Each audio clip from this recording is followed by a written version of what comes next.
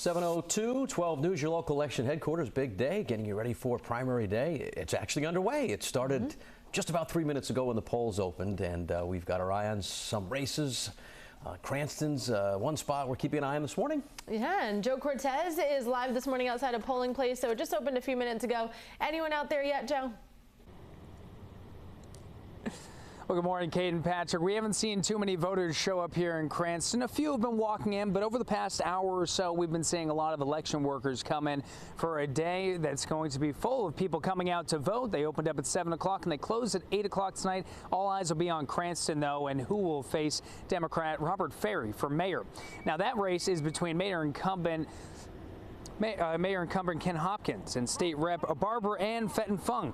There are two mayoral races, also one in Pawtucket, the other in Woonsocket, where voters will narrow down a three-way race to just two finalists. Statewide, Rhode Islanders will pick nominees for U.S. Senate and the General Assembly. There are 18 contested primaries for seats in the State House. The most high-profile lawmaker being challenged in the Senate, President Dominic Ruggiero. Now, polls close at 8 o'clock tonight. There are two things you may want to consider because they're changing over from last year. One of them is if you're 17 years old but you turn 18 before November 10th, you are eligible to vote. And the other is independent voters. You now do not have to disaffiliate from the political party that you're voting in for the primary. And that's the latest here in Cranston. We'll have live results all day on WPRI.com. Reporting live in Cranston this morning, Joe Cortez, 12 News. 7:32, Rhode Island is now ready for a statewide primary. It's underway. Polls opened about a half hour ago. Several local races getting attention this year. Also a race in the U.S. Senate we're keeping an eye on. Yeah, Joe Cortez is live outside one of the polling locations. He joins us now with a few changes this year in the primary. Good morning, Joe. Good morning, Kate and Patrick. A few of those changes have to do with age and also independent voters. So if you're an independent voter, you no longer have to disaffiliate with the political party that you're voting for in the primary. And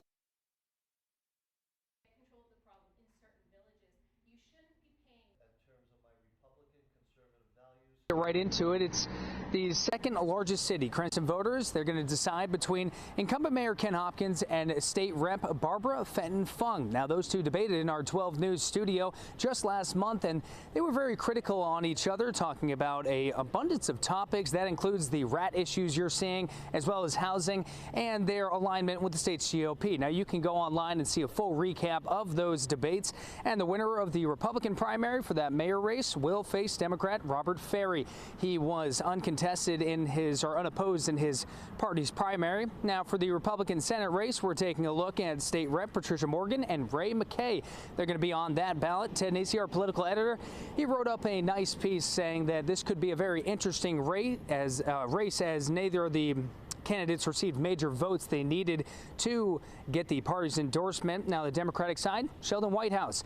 He's actually seeking another 6-year term, and he'll be facing Bristol resident Michael Costa. He'll be challenging Whitehouse. Now, right now on WPRI.com, you can find a full list of every candidate and the issues that they are sitting in on and speaking very key on for this election. But on top of that, we'll have all the results updated as soon as they come in on WPRI.com, and throughout the day, we'll have continuing coverage of the primaries today. Reporting live in Cranston, Joe Cortez, 12 News.